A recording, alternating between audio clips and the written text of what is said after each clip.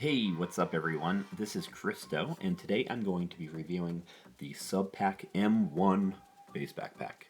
Now, generally I don't make reviews, but today I felt that this is such an exciting product.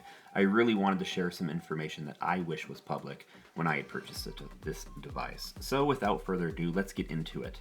Let me start by saying this thing really is a kick-ass product.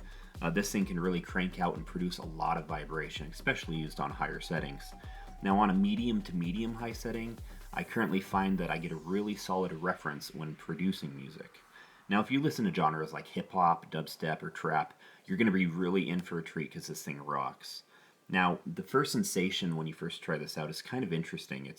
I was listening at a moderate level of around 80 decibels, then I activated the SubPac. Now once the SubPac is activated, you get the immediate sensation that your music is louder than it really is.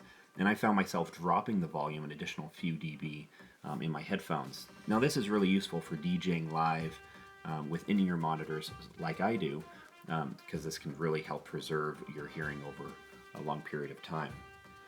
Now this pack is rated up to 8 hours of use with the internal battery, but what really makes this fantastic is you can use this while it's plugged into the wall without damaging the battery's capabilities.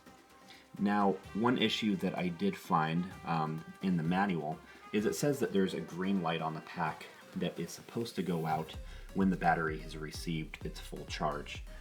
It's supposed to actually turn white. Well, I find this does not happen. It doesn't turn white until you unplug the power source from the pack. Maybe this is just my unit, or it is possible that the manual was written incorrectly. So, moving on to my next topic, I just wanted to say this pack can really transmit more than the rated 130 Hz that the manual says. Although anything above 130 Hz isn't very useful. You can faintly feel or even hear with a loud input on the SubPac, accomplishing much higher into the frequency range. But like I said, it's not really useful anything above that 130 Hz. So this thing also leads me to another point, is just the physical noise that the device produces. While I find that functioning to a medium volume of roughly half of the strength knob, you're with a healthy input, this thing is really completely silent. I've used it in the early AM hours while mixing a new track, and I think that if someone had been sleeping in the same room, they wouldn't have heard it at all.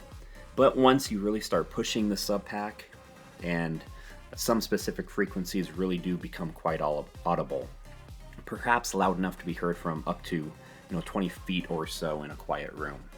I do enjoy strapping the backpack onto my seat, as SubPac also creates another device that's meant to be used only in your chair, in a studio chair.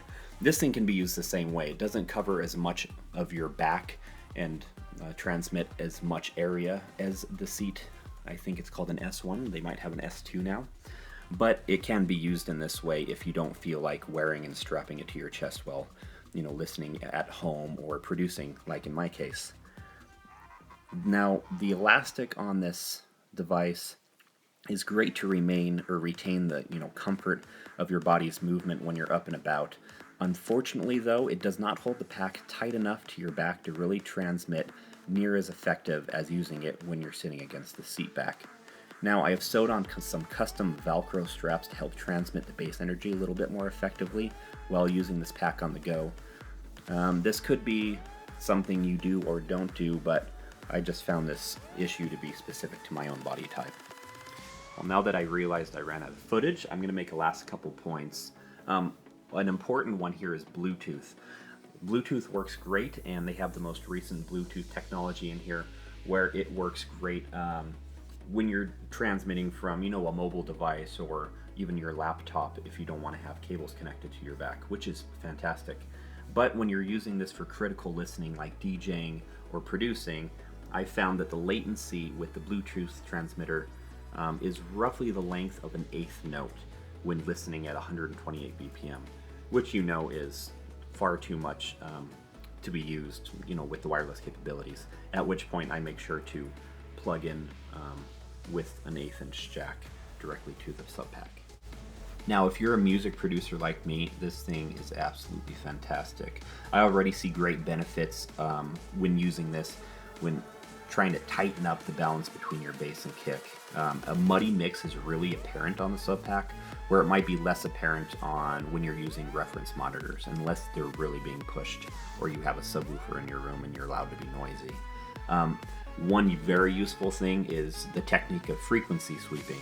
You know, you're trying to find the sweet spot of the bass in a kick or the sub, and you can really get a fine-tuned frequency when using the SubPac, which I really love. Also, a little thing, this helps actually adjust the posture when mounted to the seat. So like when I mount this to my studio chair, it naturally makes me sit a little bit more upright and helps my posture, which can be useful for someone like me that likes to slouch a lot. So, and on a final note, I do find that this SubPac gets slightly warm to the touch when under power. The pack does not necessarily need to be operating either, just literally powered on. But this is really nothing to worry about. It is just a slightly warm to the touch. So overall, I'm very excited to use a SubPac. I'm so happy I added it to my arsenal of tools and toys. And if you get one, I don't think you'll regret it. So thanks for watching this video. Hope you guys had a great day. Thanks.